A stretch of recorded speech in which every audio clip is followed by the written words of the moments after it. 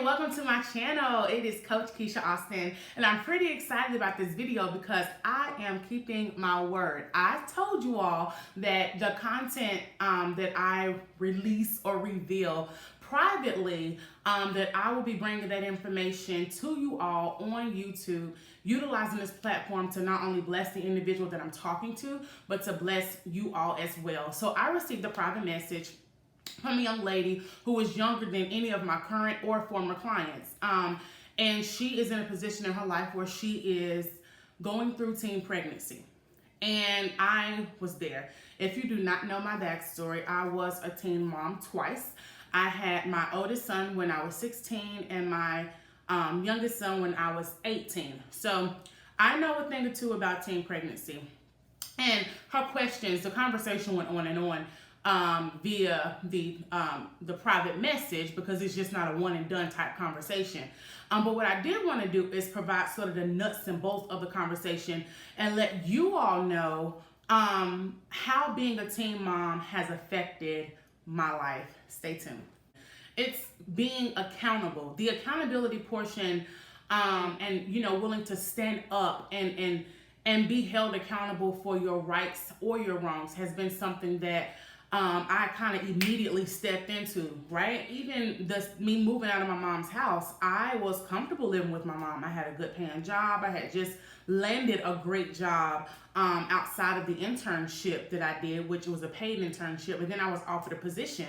And I had a good job. And my mom, for the life of her, could not understand, why would you want to move out with 2 children as a single mom when you have me here, the support here, everything you need? Why would you want to move out? And my answer was, the way that I'm living is not at all the way that life was going to be. I mean, I would literally get paid and buy them Jordans, and I would buy this and all of this stuff that was not contributing to me taking care of these boys so that they could live out their God-given purpose.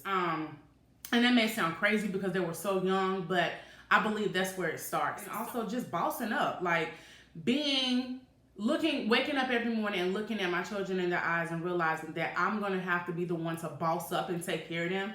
That has been my whole, the behind the scenes motivation, behind the scenes push for me to continue to strive and do better, because I know that making sure that the lights stay on, making sure that, especially back then, of course I'm married now and me and my husband work together, but back then it was just me. So I had no other choice but to boss up, in my eyes, the way that I looked at it. Number 2, compassion, being humble as it relates to other moms. We see all of these stories all over the news about how a mom did this, a mom did that, a woman did this, a woman did that.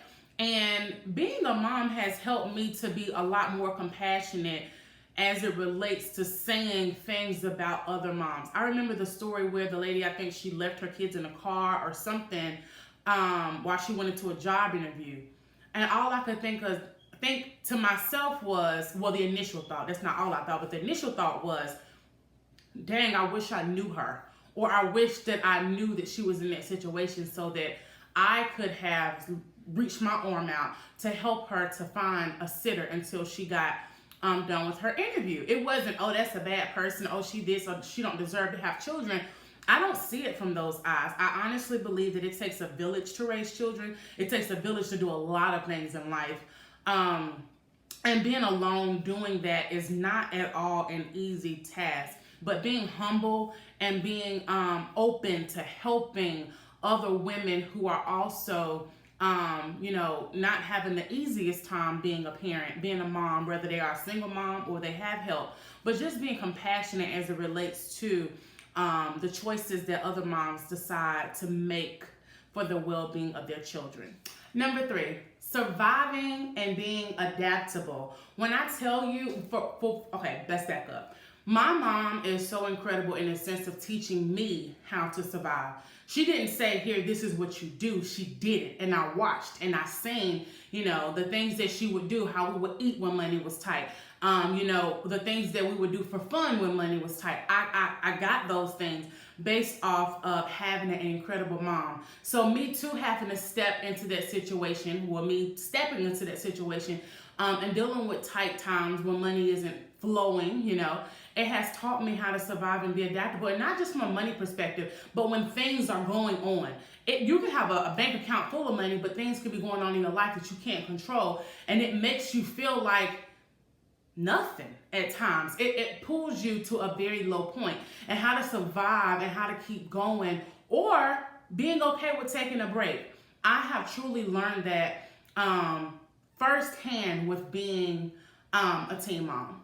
And also, I was not a person who always had people saying, hey, I'll watch your children. Hey, they can come here. Or people that I even wanted to watch my children. So I had to get to a place where if mommy needed a break, I had to create a system that worked for my family and my children, so that if it's just us and we're having to coexist in this house or this apartment, we will make it work based on what we have and where we are. So even in that sense, needing a break when you don't have help, I began to train my children, in a sense, how we were going to live together and be at peace with one another. When mommy had a rough day or things weren't always, it wasn't the best of times. I appreciate those times, because now it's a no-brainer. We do have our humps and we do have our challenges, but the knowing of one another is unspeakable. The next thing is, I've always been told that you can't be your child's friend. And I thought that I would be that person who could not be friends with my children because I had to parent them. I had to be their mom. But one of the greatest things that I've learned with being a teen mom is the fact that me and my children have grown together. I've grown tremendously, and so have they. So in a sense of in the process of us growing, we have grown together, and my children are my friends. I had no idea, and I am to their friend. I had no idea how to bridge that gap or tread that path before having children at such a young age.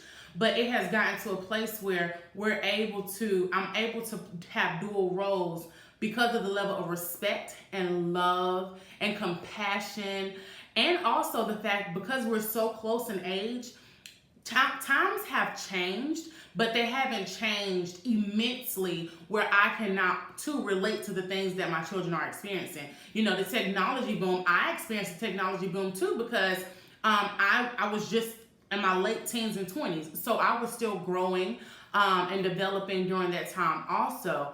So how to be a great mom and a great friend to my children is the most rewarding thing that I can ever imagine.